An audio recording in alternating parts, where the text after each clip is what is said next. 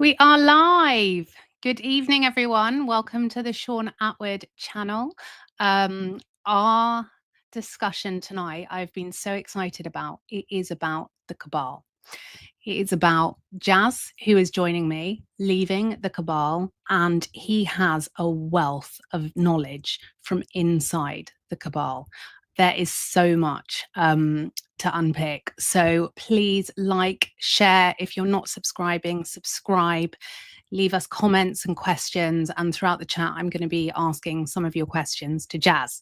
Now, I just wanted to start this stream by just a recap of what the definition of the cabal is, because it's in many ways a very complex area. And I thought it'd be really good for us to all recap on what the actual definition is. So a cabal is a group of individuals secretly united to promote their own interests. So that's not a conspiracy theory. That is true. Often through intrigue and hidden agendas, and usually with negative connotations. It implies a degree of secrecy, conspiracy, and often a pursuit of power or influence within a larger group or organization. The term can also refer to a secret plot or clique.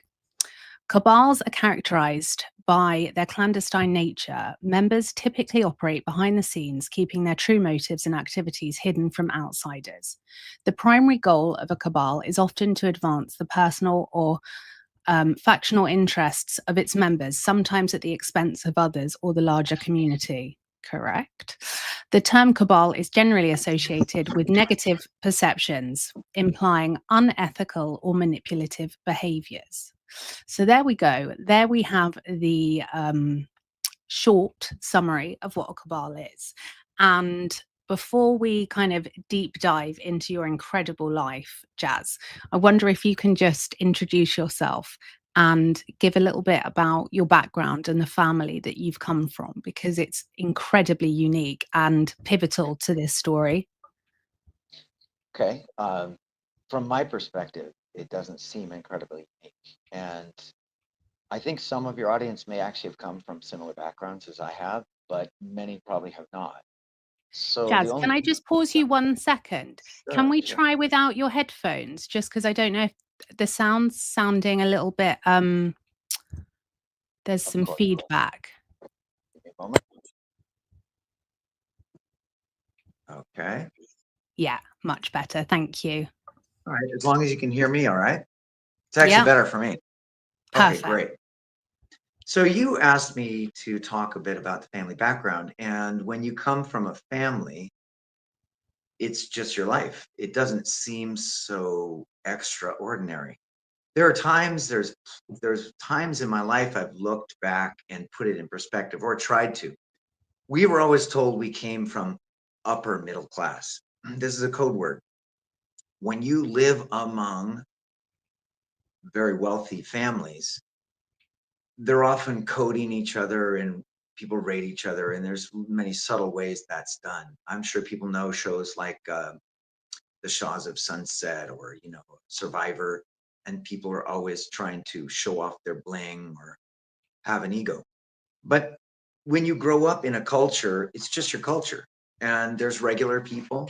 I mean, I grew up in small towns, and the small towns I happened to grow up in was the richest county in the United States, which was odd to me because there's places like the Hamptons, which have even bigger mansions, and a lot of the people I grew up around had their summer homes, their extra homes in Hawaii, in Tahoe, in the Hamptons, in Europe.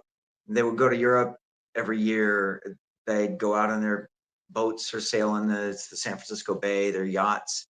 One friend of my father's, he had the world speed record for a speedboat, and he used to ride that on the San Francisco Bay.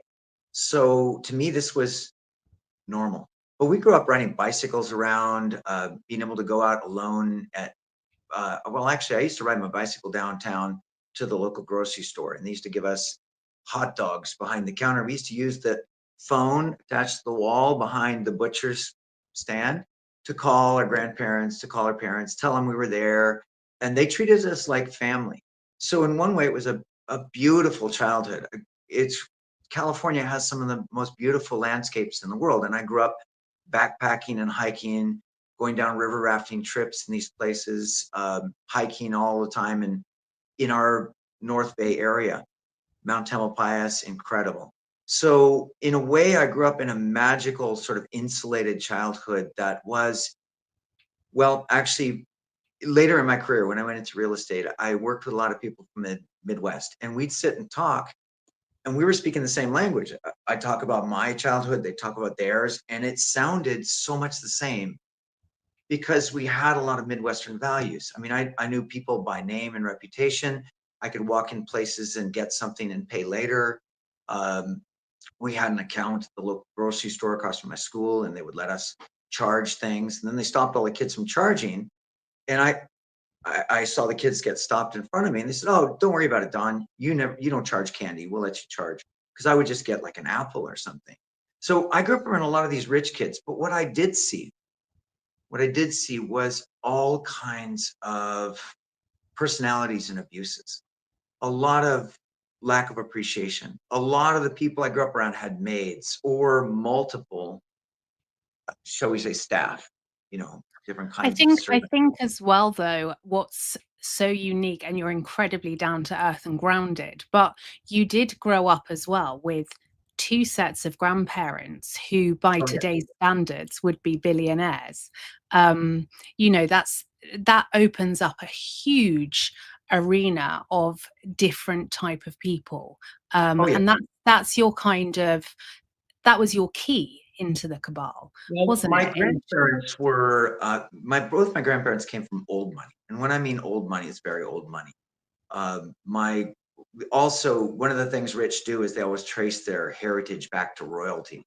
But my grandparents had done an extensive genealogy, and so I knew a lot of the background of where I came from, which was very, very mixed. But a lot of it came from like the Scots, and there were the Scot royalty and the English and the German and the French sides. So my grandmother was born and raised in Paris, in Paris, but she was actually Swiss.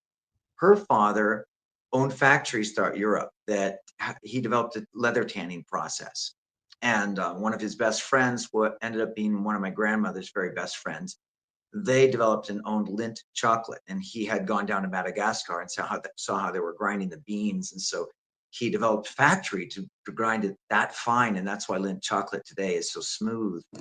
And I was very lucky to meet her in Europe when I was a little older, and arranged a trip for her to come see my grandmother. We hadn't seen each other in probably well over 60 years or something.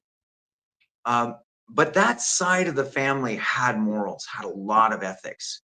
My great grandfather on my grandfather's side was upstate New York, and they had a stone mansion on Lake Champlain. I got to visit that much later on. Incredibly beautiful home. I mean, really classy, not huge, big. I mean, pretty big, but not huge. But it had the rolling hills going all the way down to the lake. They owned the way up the hill, and these lawns were mowed, and it was idyllic. It was like a movie. We got to stay there with family, and then I got to visit another family. Had a very old, huge Victorian house. It looked like something out of a scary movie, but very beautiful. Um, and I got to go to upstate Vermont and visit family there. The guy was a doctor, and he used to carry a black bag to all the families, delivered multiple generations. And we walked up to his white, old kind of Victorian house, small thing. It was a mess, total mess. They were shucking corn on the back porch. We were welcomed as family, but they had 88 acres of maple trees. So they used to always send us maple syrup every year. And we had our cousin Stuart, who on my father's side had big ranches and farms throughout California. They used to send us cases of, and we had another family did the same thing, cases of strawberries and, I'm sorry, cherries and, apricots and these special things. And so to tell you about my father's side, my grandparents' side, that was my grandparents. Grandfather, upstate New York, he was a high attorney. He actually helped defend the DuPont family from Teddy Roosevelt's breakup. And in a way, I kind of wish he hadn't. But also, DuPont is a double-edged sword. They do so many things for our world, but they've also polluted our environment, and that family's also very much involved in what we're talking about. So, but he also, to give an idea too, you had to explain like why these families were at this level. He rode his horse and buggy down to the cruise ship to go to Europe from his home in Lake Champlain, and he was late, and he was the last passenger.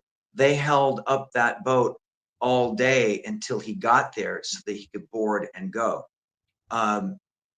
My great grandfather, on my grandmother's side, had multiple homes in Europe, the one in Paris and also in Avanches, Switzerland, a little tiny town. Uh, Great story about my grandparents meeting. That'd be maybe for another time. But my grandmother and my grandfather, ironically, they met at a later time. And my grandfather had been studying, left, he'd been studying in India. He'd come back, met my grandmother through family friends. My grandmother's mother, my great grandmother, had studied all kinds of esoteric knowledge and theosophy. She was well aware of ideas of past lifetimes. And literally, when she died, she called them both to the bedside. She said, "Now, Donnie, you take my right hand. Susie, you take my left hand." And she says, "I love you very much." And she talked to him a little bit. She closed her eyes and left. So I, that was a um, very much influenced me, my grandparents. They actually ended up getting married much later. My grandmother thought she was going to be an old maid. She actually joined the Bon Secours School of Nursing when she had a failed marriage, and that's another story. And that at that day and age, she had a daughter. The daughter was adopted by the grandparents because a single woman in the early 1900s did not raise a child as a single woman. But when she met my grandmother, they married and went off to India for 26 years, where my mother was born in Mumbai. She grew up knowing 3 Indian languages, French and English, fluently. And my grandmother used to be an interpreter for French. Um, they finally came back. And ironically, when they came back, they came to Switzerland. My mother went to high school in Switzerland for a while. She said the Swiss were terrible to her, very prejudiced, always teasing her. And my mother came as an immigrant on a ship. They came through Ellis Island. Even though my grandfather's an American citizen, she had to make it on her 18th before 18th birthday, or she would have to apply for citizenship at the time. So when they arrived in New York, family and greeted them, and they said, "California is the most like India. Why don't you go to California?" So they hoofed it off to California, went to the wine country, and my grandfather was part of a very, very good trust. It was 11 children. He was the twins on the 11th. The last two are 11, 10 and 11, my grandfather and my aunt or grand aunt. They picked grapes to get extra money for a typewriter for my mother for college. So my mother and father met when my mother went to Stanford nursing school, and my father was at Stanford Business School. So Stanford, if you don't know, is a very old money. It's a pretty old institution in California. It is the Western Harvard and Yale. Berkeley is the equal competitor. We had many friends Berkeley, many friends Stanford, and they would have the big Stanford games.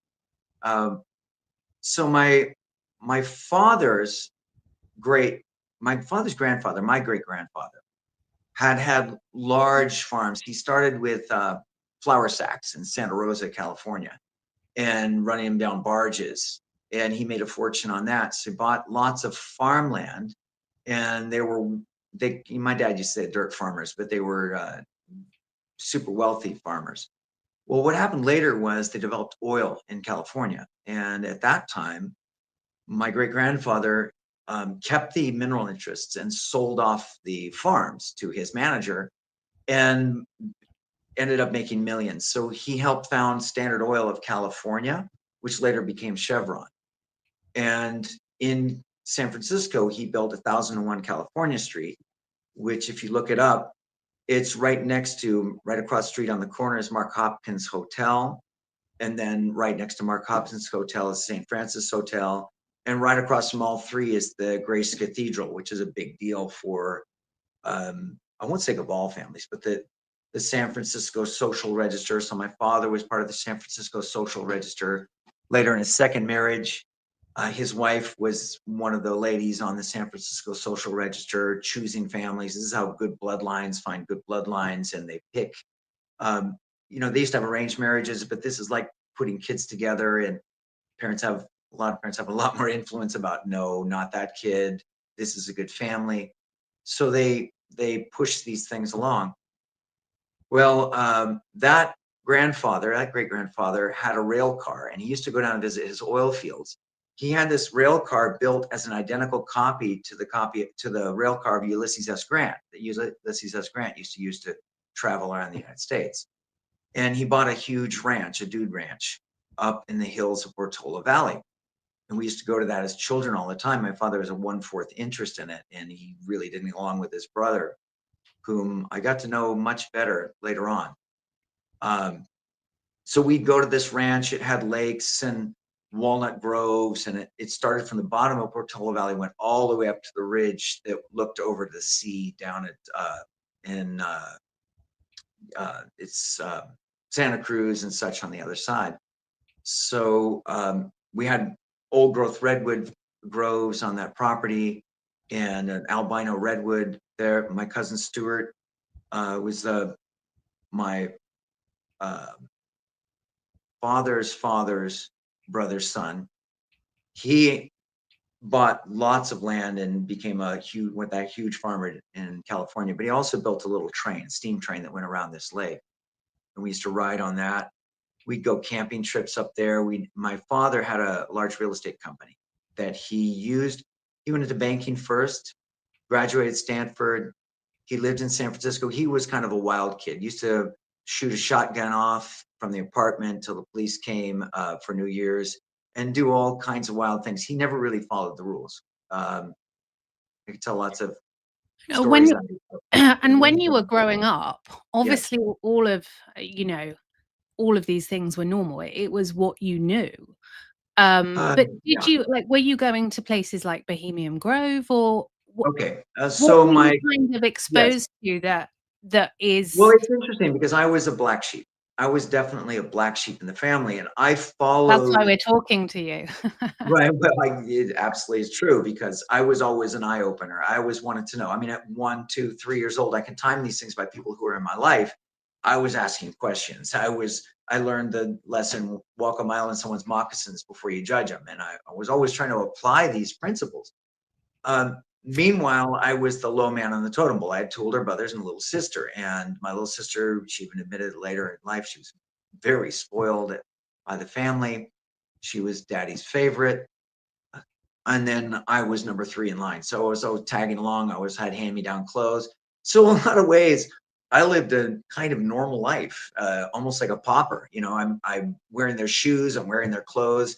They used to dress us up. This is the 60s. They used to dress up in identical suits, like plaid red suits and little shorts. We had my father had a German lineage, and he was an Austrian. He was very proud of it. He tried to learn German later, and so I mean, it's kind of interesting. He used to always wear his lederhosen, and then later his next wife that he married actually was Austrian. She had an Austrian father who actually, when the Germans marched into Austria with their tanks into his town, he was a very wealthy aristocrat, but he also was a painter. And so what he did was he painted all the fancy designs on the Austrian houses that you see today that are 100 years old.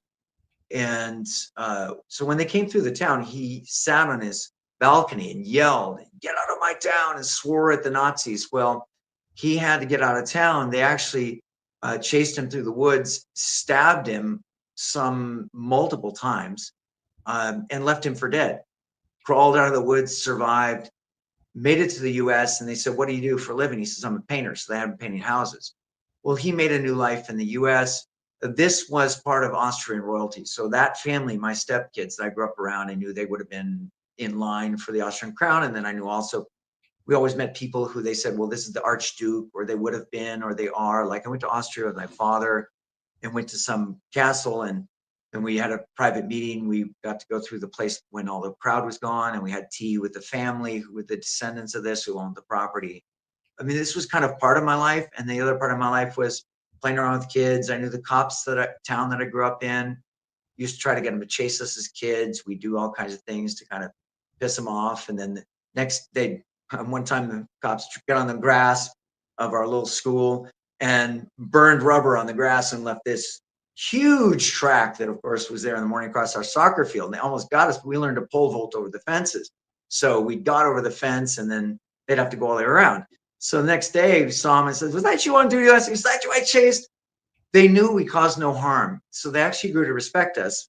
And when I became a real estate agent, a real estate broker, I got to help Jim Rice, who was a police officer in the town still, and he'd been renting from the town in a terrible house. I had got to help him get his first house.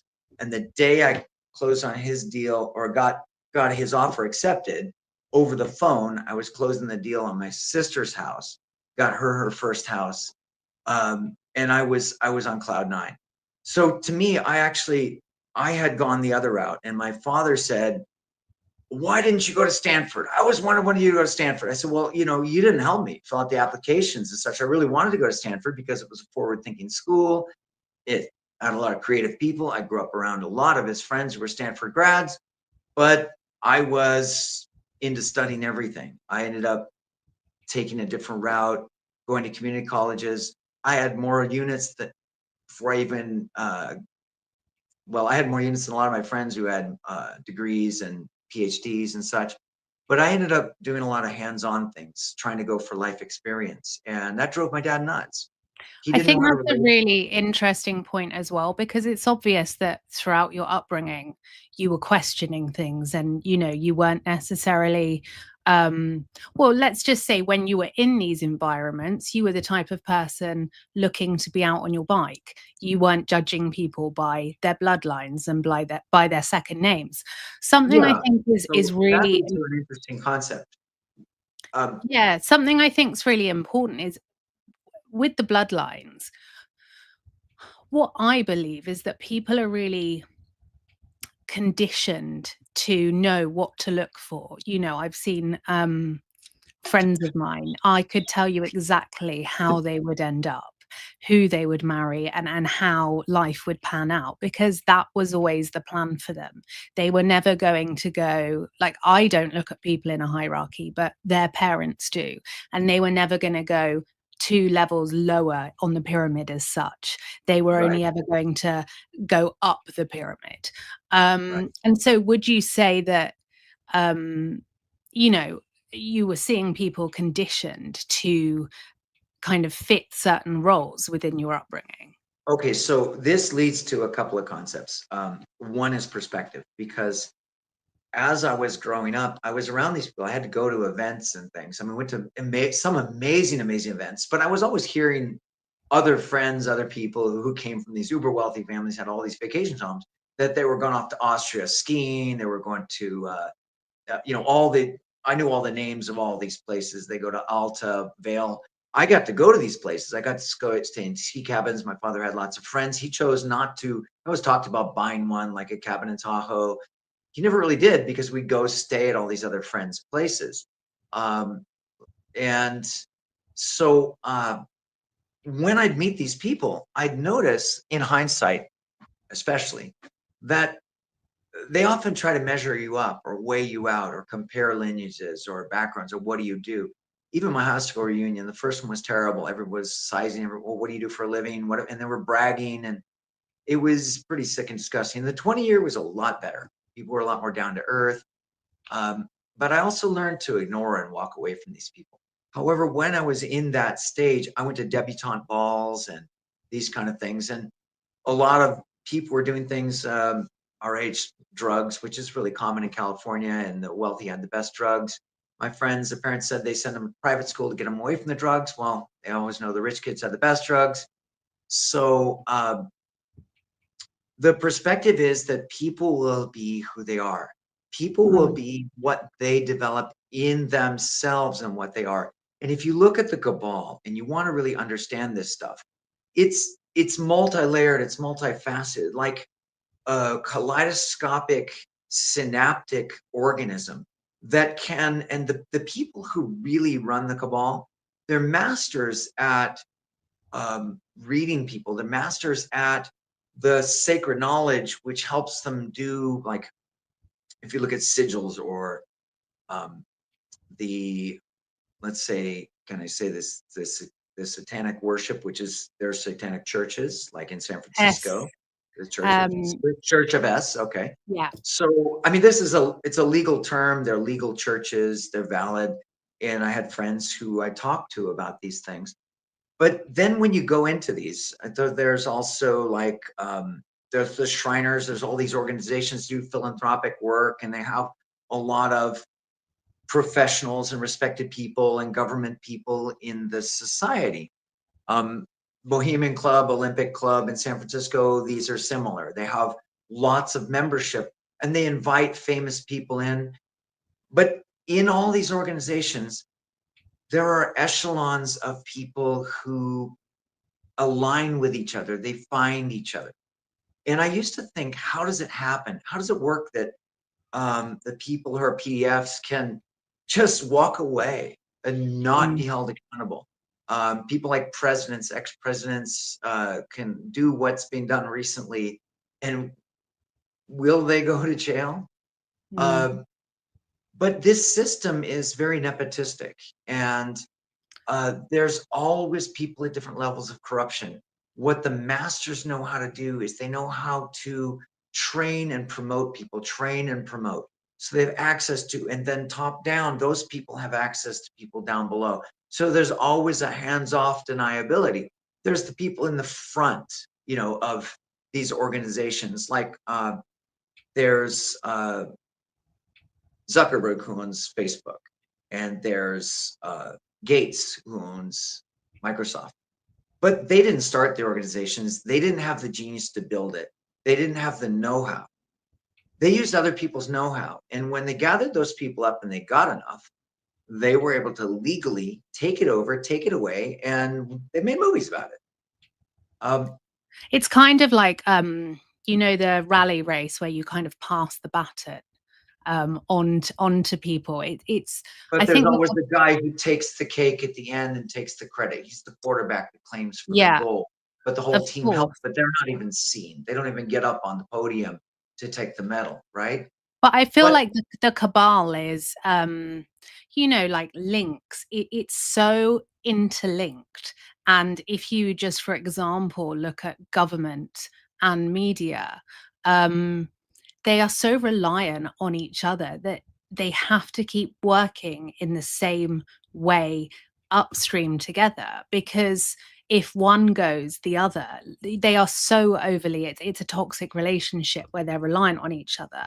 But no, that's an it's interesting. bifurcated. So if one goes, part of that castle will crumble, but they'll just build another wing, and the main place is so far away from that you're not even going to see it. The reason I mentioned Gates and Zuckerberg is they're also lineage-wise part of the royal blue bloods, but they're also part of the Rothschilds' distant family. And family and people who play the game, family and people who toe the line and move into power are helped goose into power. It's just like the WEC, World Economic Forum, where they look for and find Stanford graduates, Berkeley graduates, Harvard graduates, and people who look good, people who are innovative, new, young. And these people, when you look at their mentors or mentees, they have uh, incredible backgrounds and they sound wonderful.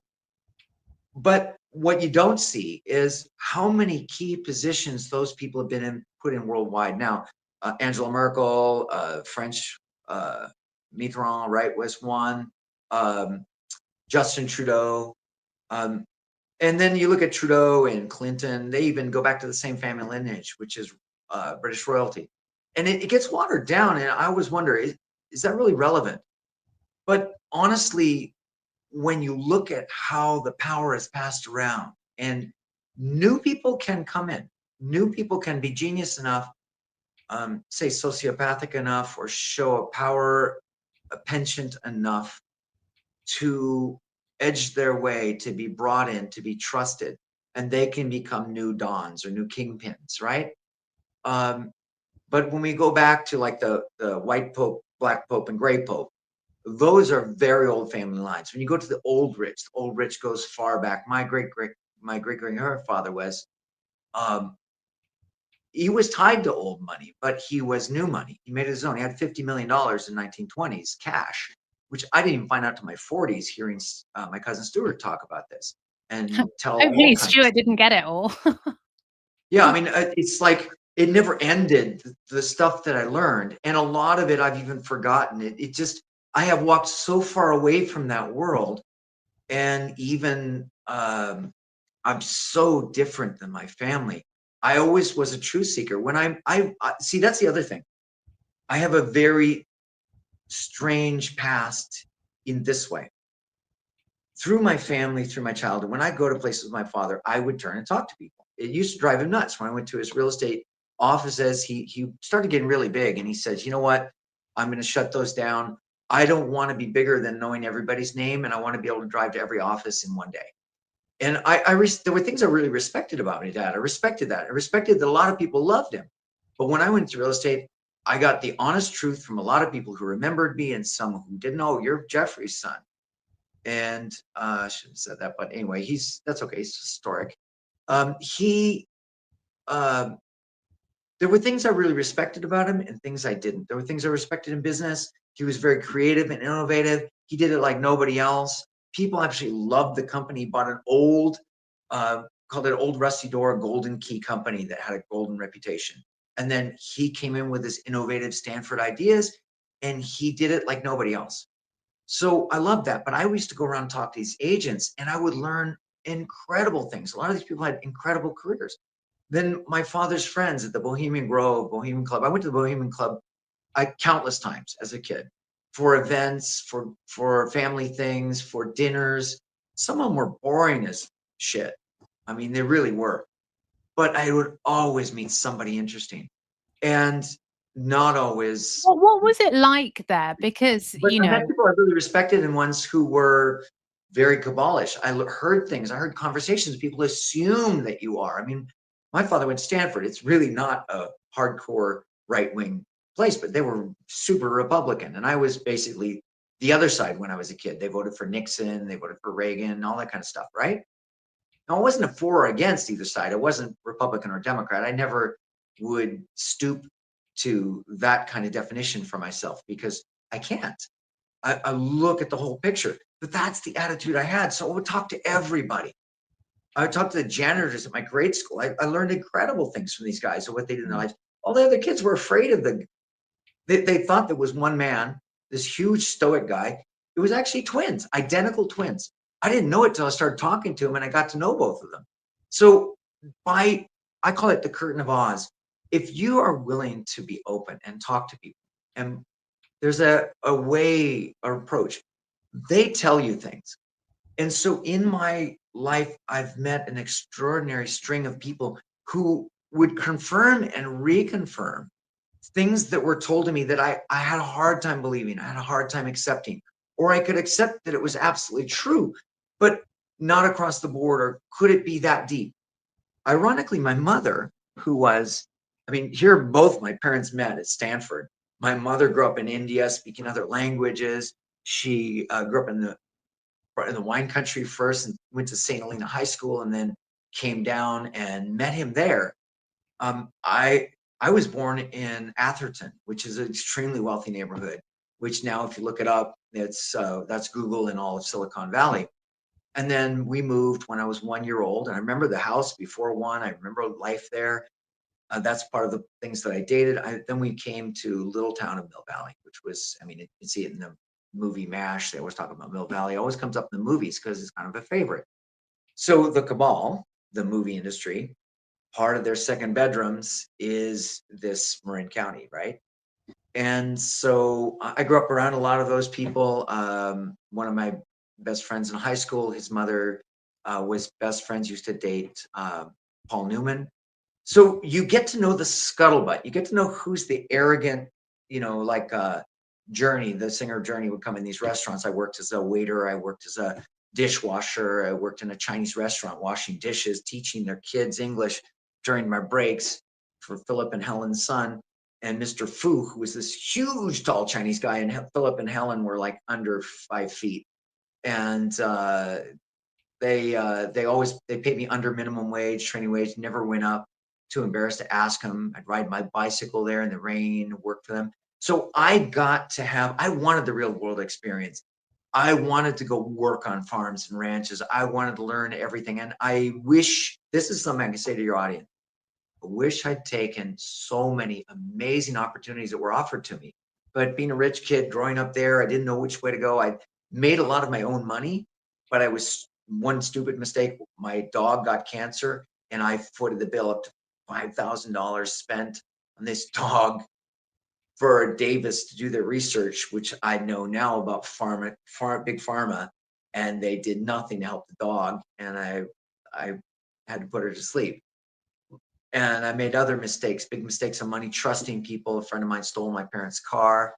While I was there at his house, I went looking for them. I ran out. It was a Ford Mustang. Unfortunately, my mom wanted a convertible, but she couldn't find it. So we got the hard top. It's 64 Mustang. And I ran out, took a full dive in the window as he's going down his driveway. I said, hey, pull over, stop driving. He wouldn't stop driving. I said, give me the wheel. He's on the windy road going up the hill. I'm like, dude, you're out of control. And he crashed. And I took the blame for that. And I ended up footing the bill for it. So, when you're a nice kid, you get taken advantage of when you care.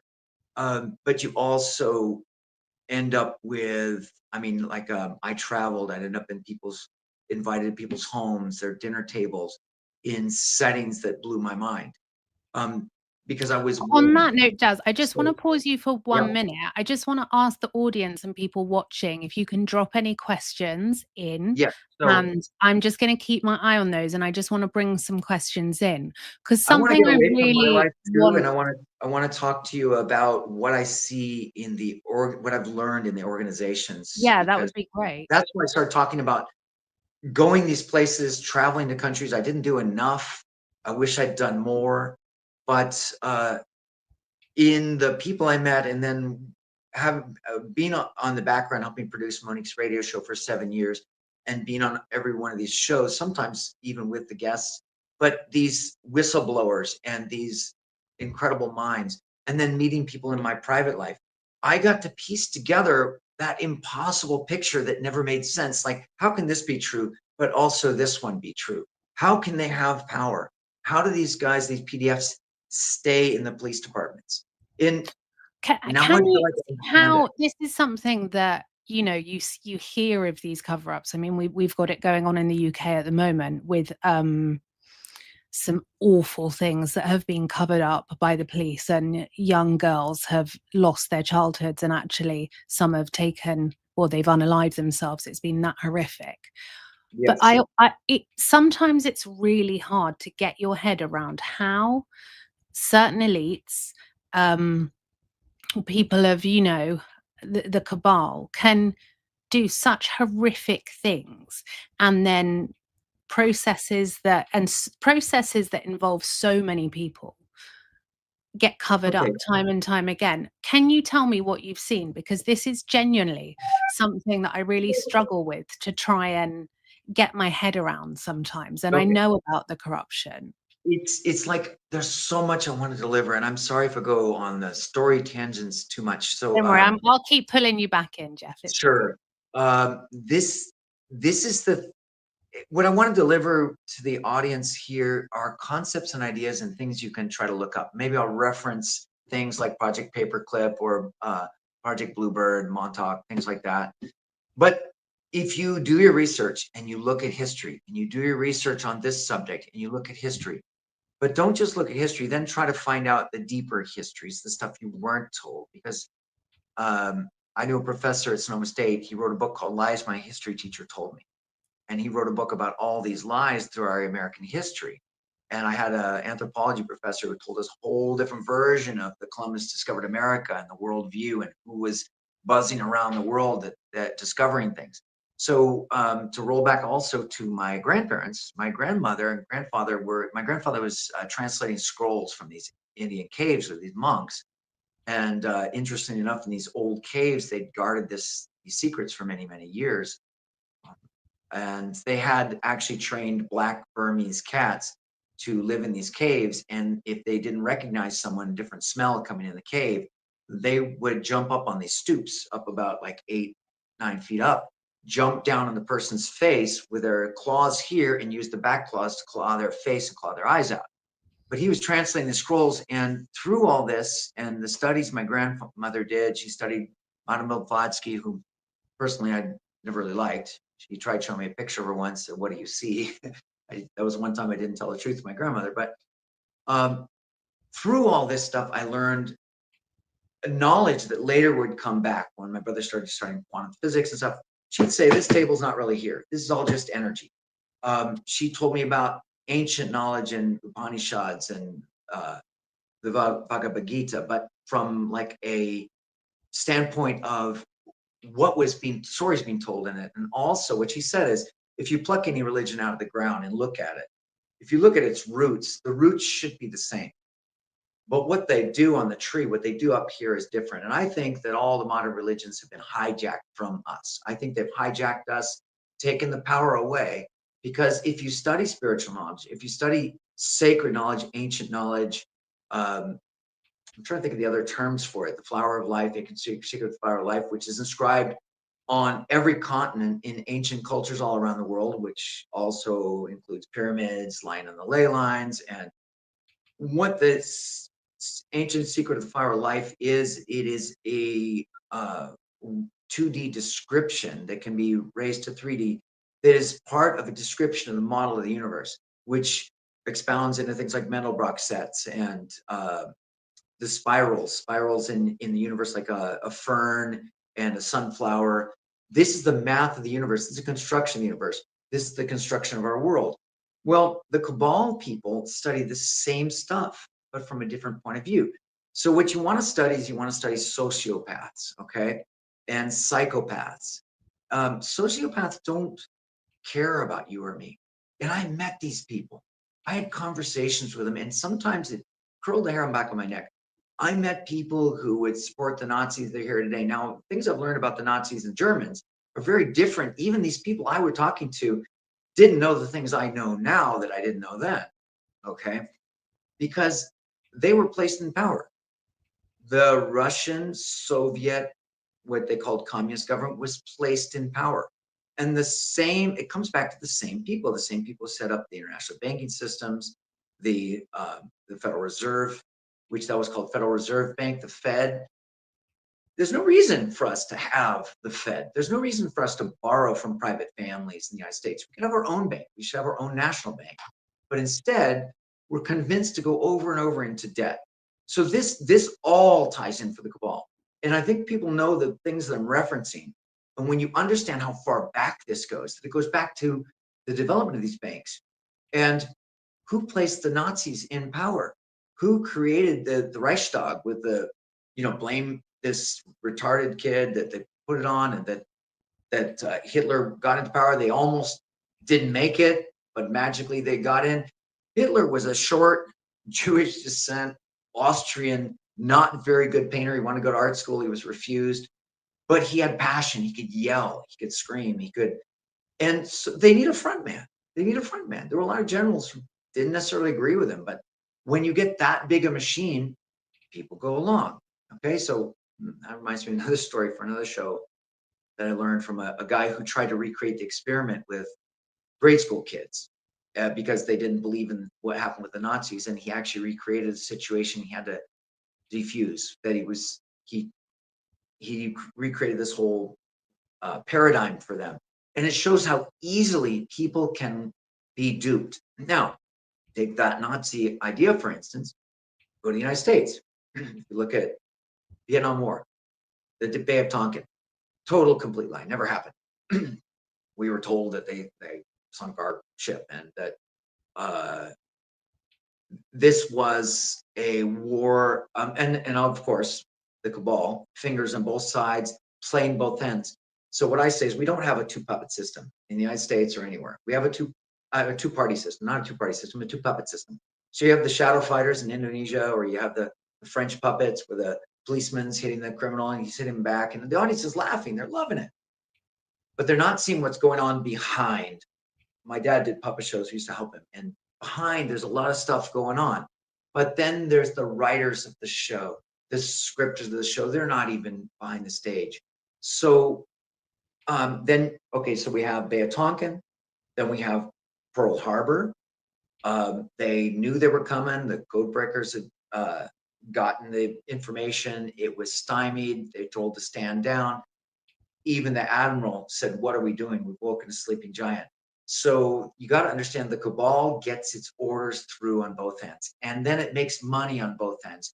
And what it makes is out of chaos, out of dividing us, divide and conquer, out of Black Lives Matter and the good old boys and these people fighting each other in the streets with garbage can lids, and they think they're going for a cause.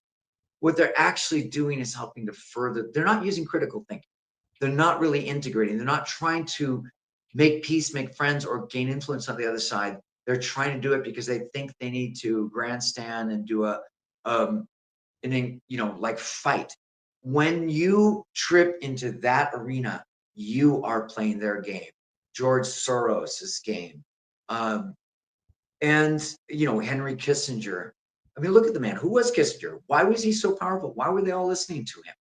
You have to look back at all these things historically, then look again, put it together, realize that whatever model you think you know, even when you look at the torn apart history and you find the back door, that even isn't at the full level.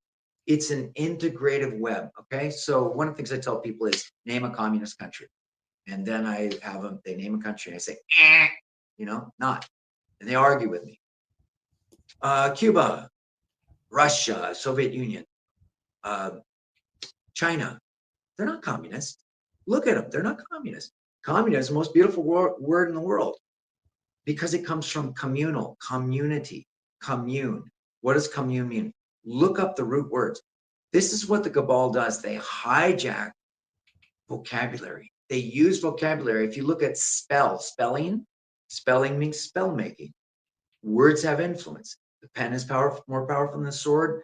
The cabal winds you up with everything.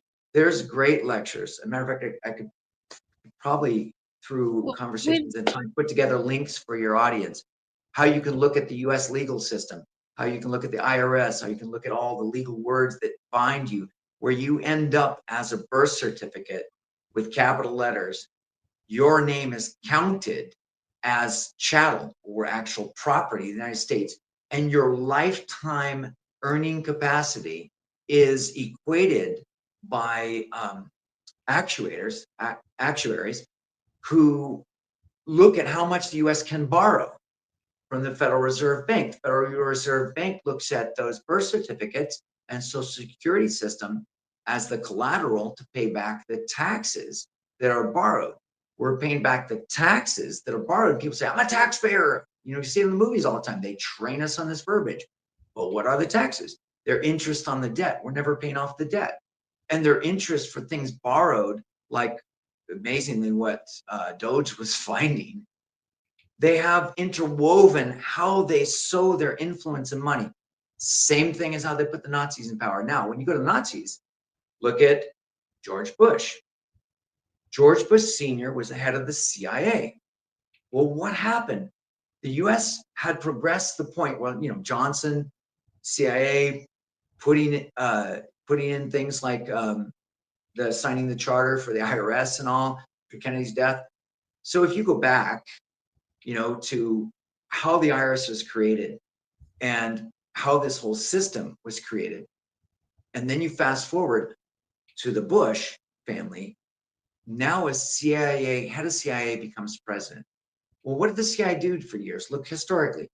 They toppled governments, they influenced governments, they assassinated leaders. If they couldn't assassinate them, they would corrupt them, they would bribe them. If they couldn't corrupt them, they try to smear them and get them out of office. If they couldn't smear them out of office, they would fund, like the Contras, these rebel groups that were US backed, to overthrow them.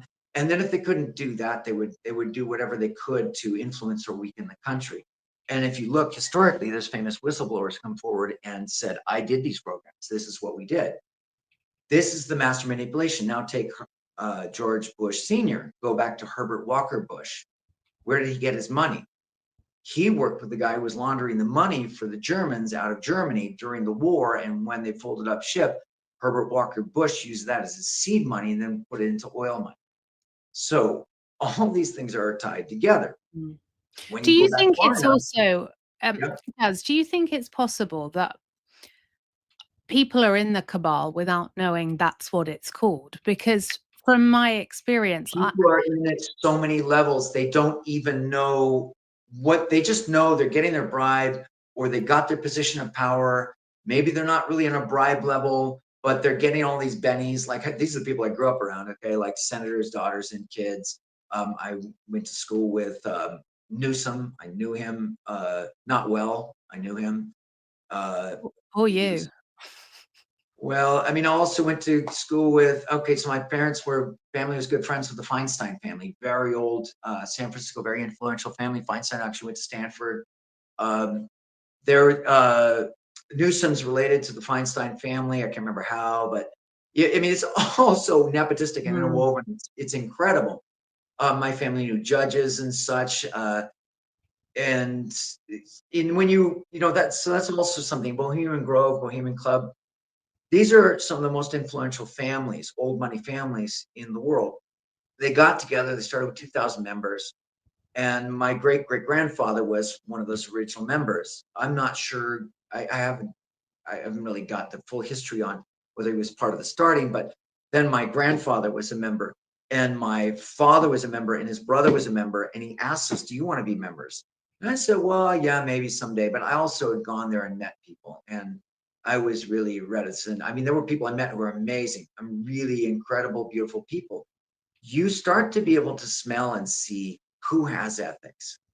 No, they may not be perfect. They may be in the, like, one of my dad's good friends was a stockbroker. Okay, the stock market, if you really understand how it works and what it's all about, and his guy had the race boat, the world speed record, and he started later in life um, running the 100-mile races in the Sierras, and then he got my, okay, so the guy, my father's, uh, divorced my mom, had an affair with his good friend's wife, who, that guy was uber wealthy. He had the largest timber interest in California, redwood groves and others. And he was listed as the most, when he divorced, he was listed as the most eligible bachelor in San Francisco by the San Francisco Society. Um, and I went to his mansion with a big, the Scream, this huge statue. He had all this famous modern art throughout his house, a Bose system on every floor at the time. It was pretty, and in Pacific Heights overlooking the bay. Um, these people don't know how interwoven they are. When you look deeper and you look farther, there are string pullers. Now, this gets to how are we affected? When you look at um, Project Bluebird, or what's it called, mind control studies with the MK CIA, Ultra? MK Ultra. There was, they were experimenting with a lot of different things, including a lot of different drugs. Did And you one of those drugs, see, Jazz, did you see MK Ultra being done on people growing up? Have you got experience with that? Because we've I had a girlfriend in college, and her father was a teacher at Sonoma State. He was in the psychology department. He was authorized by the government in the 50s and 60s to be administering LSD and do these studies. The studies were done on campus. It was one of the adjunct campuses all over the country that these doctors doing studies in LSD patients. There was some pretty sick, grotesque stuff done to American citizens, many of whom were the throwaways, the prostitutes, the criminals, the mentally insane, the retarded that committed. But what they also did was they took regular people, came in for headaches, and then they took them for more, and they give sessions, and they do shock therapies, and then they say, "Oh, we need to commit them," and they would literally take them away from their family, and they would do radiation and cancer studies and drug studies and electric shock therapy and try to see if they could Manchurian candidate them. And this is all historic. It's come out. And the guy who ran the main program for psychology and ran the psych ward and committed a lot of Americans, he was working directly with a lot of the Project Paperclip Nazis that came over to help in these programs. It wasn't just rocket scientists, which is what they tout. You know, the V5 rocket was a Nazi scientist who brought the largest rocket in the world from the Nazi regime. The Nazi regime was amazing from this standpoint, a technical standpoint. They had Germans still are today, the mind of engineers. They had advanced weapons. And what we're not seeing is the stuff that was hidden under the carpet that was swept away. It's very interesting. The microwaves were being developed in Nazis, and they were using this as weaponry. But to go forward, so that was one example. Like I'm saying, I met these people. So he had done these studies. He was telling me things about the program. He said they all enjoyed taking LSD, and they had continued to. He would trip as I knew him, and he let his daughter trip. And but they knew the truth about these things. Okay, so like if you study Paul Stamets, who's a mycologist, famous world mycologist, he talks about mycology in incredible ways, what he's developed with mushrooms, from solutions for oil that digest in completely tertiary petroleum products, and you can grow food in it, or oil spills, to carpenter bees or carpenter ants. It can. He's developed mycology that can work with insects and protect other things. But he also talks. I mean, I heard him say one time about portobello mushrooms. He said, "I'll never eat them." This is why. The interviewer, he says, I can't say. But he said he basically was intimating that they're deadly and over time. And he says, there's one time I heard him say, I can't say, my life will be put in jeopardy. Like, whoa, that's from Paul Stamets, who also talks about psychedelics. So a lot of sophisticated minds now are coming forward, and especially now that's becoming more legal, to say that this is not only a mind control thing, it's also may be responsible for the development of human intelligence, that it may also be an answer. So a lot of Silicon Valley's microdosing on LSD, mushrooms.